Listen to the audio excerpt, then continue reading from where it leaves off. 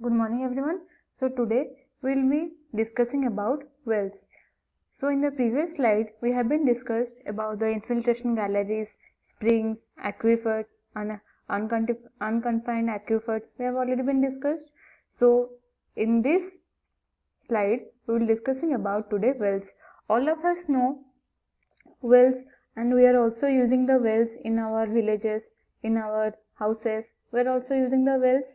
So what do you mean by wells? Wells is a vertical structure which is dug in the ground for the purpose of bringing groundwater to the earth's surface.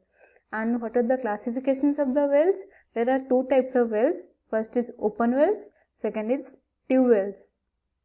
So in the open wells, you can see here the images of the open wells, or this is the images of the wells. What do you mean by open wells? Open wells is also known as dug wells, and these are the wells which are comparatively of large diameters and of lower discharges. Usually the open well have discharge of 20 meter cube per hour, but if constructed by efficient planning, it gives a discharge of 200 to 300 meter cube per hour. Okay.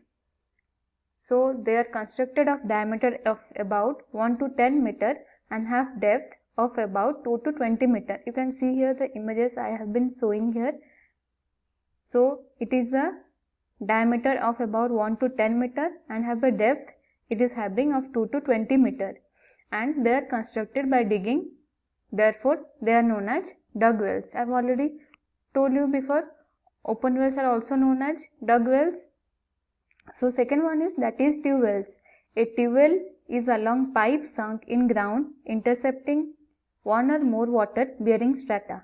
As compared to open well, their diameter is less, about 800 to 600 millimeter. You can see here, I have already shown here the diagram. You can see the diameter where the water is being discharged. The diameter is less, about 800 to 600 millimeter, and a tube well is also pipe sunk in ground intercepting one or more water bearing strata.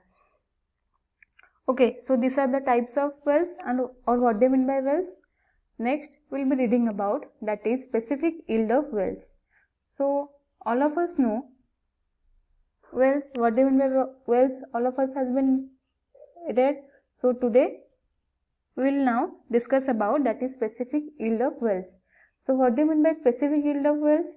The rate of water percolation in the well, or the yield of well in meter cube per hour under a head of 1 meter is called as specific yield of well, and also we can say it as specific well yield of well is also known as specific capacity of the well, and this specific yield of well depends on the position of the water table, permeability and porosity of the soil formation, and the rate of water withdrawal from the well, and the quantity of the water that has been stored in the well. Okay, so this is the factors where the specific yield of wells depends. Okay, so next, this is the formula of specific yield of wells, that is C dash by A equals to 2.3 by T log 10 S1 by S2. This is the formula, and here you can specify what do you mean by all this. Okay, so if we can also write that C dash is equals to 2.3 whole to the power A by T log 10 S1 by S2. This is also, we can also define that. Okay, so we will know the terms. The first is that is C dash. It is known as specific yield of well in meter cube per hour under the depression head of 1 meter. And area, all of us know area is the area of the well in plan, that is in meter square. And the T is the total time to bring the water level from the depth, that is S1 to S2. And what do you mean by S1? The S1 is the difference of the water level in the well just after the stoppage of pumping and the normal water level of the well.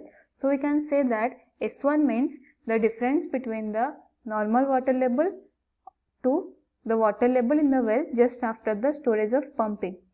And also we can define as S1 is the depression head in the well at the time immediate after the pumping was stopped.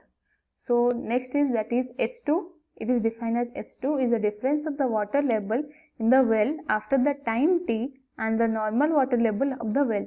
So S1 means it is the normal water level, it's the difference of the normal water level to the water level in the well just after the stoppage of pumping.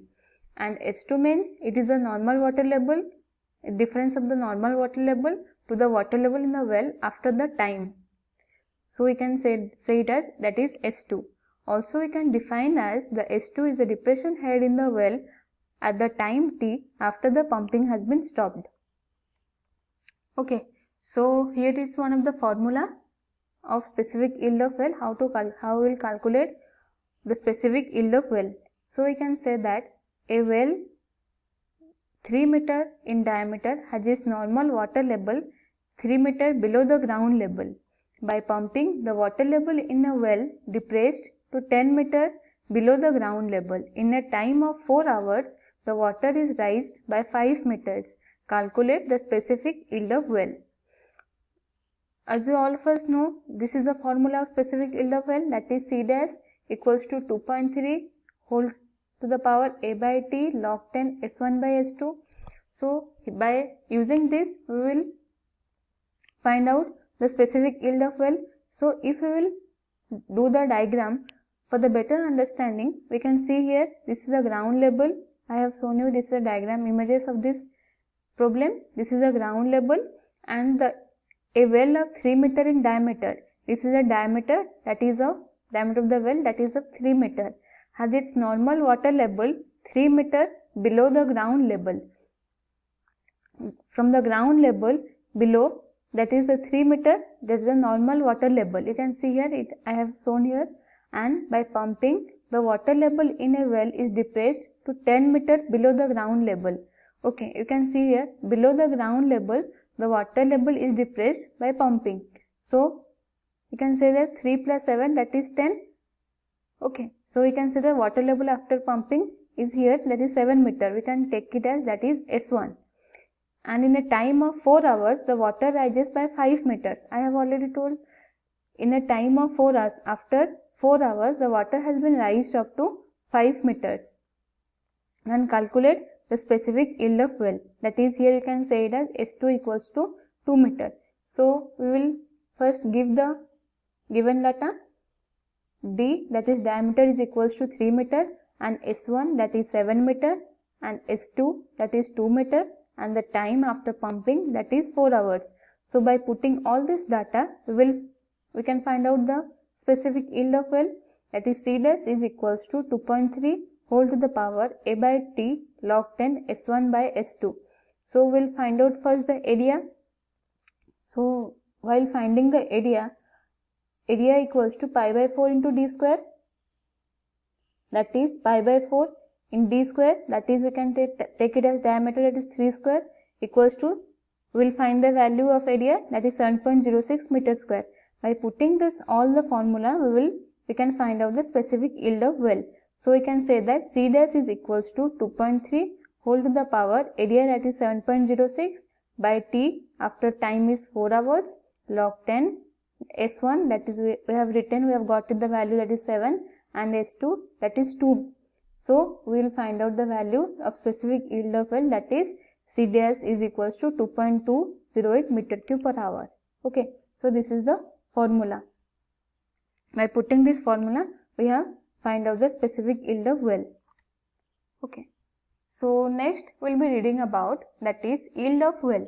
So what do you mean by yield of well? Yield of well is the rate at which the water percolates into the well under the safe maximum working head or the critical depression head, and it is expressed in meter cube per hour or liter per minute. And the yield of open well can also be determined by two methods, that is we can say it as pumping test method and recuperation test method. Okay, so we can say it as yield of well is the rate at which the water percolates into the well under the safe maximum working head, and it can be expressed as meter cube per hour or liter per minute. And it has two methods, that we can say it as pumping test method and recuperation test method. So pumping test method we will be reading in the next slide. Thank you.